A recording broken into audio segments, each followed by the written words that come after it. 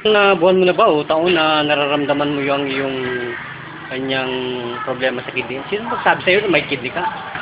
Pero bago ang lahat, tayo ang live dito kay Brother Tony Falcon sa CBS DWAD 1098 kHz. So kami ang lingkod bayan ni Brother Tony Falcon. So ano nga ba ang ginagamit mong pangalan sa totoong buhay? Pangalan mo sa totoong buhay? Romeo Testone. Ha? Romeo. Romeo. Romeo ano? Testone. Teston, ilang taong gulang ka, brother? 40. 40? Ilang taong inaalihan ka ng ganyang masamang kidney problem? Natado, kidney problem. Parang siguro, mga 3 taon eh. So, pag ikaw pumupunta roon sa labasan, nag-drive ka ng iyong tricycle, anong naramdaman mo? Para kang ano? Minsan talagang parang lagi na lang humihigit. Nagpapahinga ako para hindi ko lang... Sinatama ng konti yung ano, ganito, okay lang? O okay lang buong ano, buong mukha? Okay. So, ibig sabihin, nung ikaw ay una ko ng therapy, pinalukso kita. Pero anong nangyari? Napagod ka ba? Wala eh. Maganda yung... Maganda, gano'n. Ibig sabihin, ang human anatomy talaga.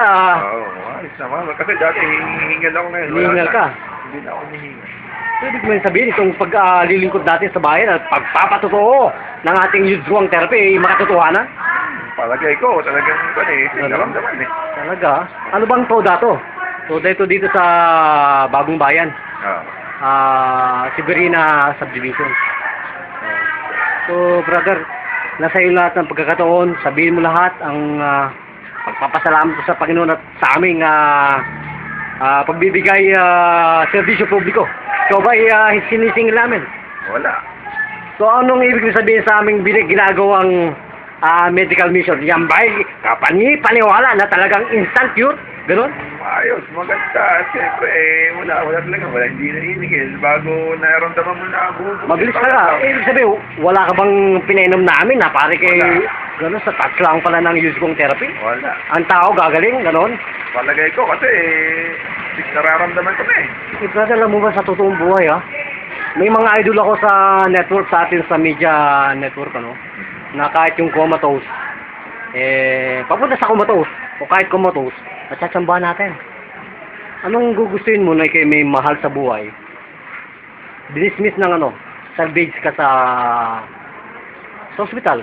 Sinabing pwedeng i-bypass yan hypertension huwag natin yung ipagsapalaran ng buhay ng mahal natin sa buhay. Pero kung alam mo yung sinasabi kung may katotohanan, ano nga magiging reaction mo ngayon? Na kapag ikaw ay nasa bingit ang kamatayan kahit na ikaw going to comatose, pinipiti ko lang, maniwala ka? Dokumentado yun, kaya wala sa akin makalapit. Ito po si Brother June. O gaya, native po ako ng Buwak Marinduque sa Batangas, Lemery, na nagpapakilala sa sanlibutan sa pamamagitan ng lingkod bayan ni Brother Tony Falcon. Yan po ay live sa aming website www.gsuga70medicalmission.web.com at sa sulit.com. Yan, brother, talagang talamak ang ating pagtitiwala sa Panginoon. So, imbitahan mo lahat yung mga kapinsanan mo sa buong mundo. Hindi naman dyan ang gustong magsubukan. Imbitahan ko sila na magpa-subukan nila. Wala namang hiningi tayo presyo. Diba? Makatulong na sa bayan. Sa atin, diba? May sinusubukan. So, buhay ba ang Panginoon, brother? Buhay na buhay. Paano kung hanapin ka ng isang idol natin at baka nagsisungaling tayo, matatakot ka ba? Hindi naman. Bakit hindi matatakot? Bakit naman? Kung totoo tayo Yun ang gusto ng lingkod bayan ni Brother Tony Falcon.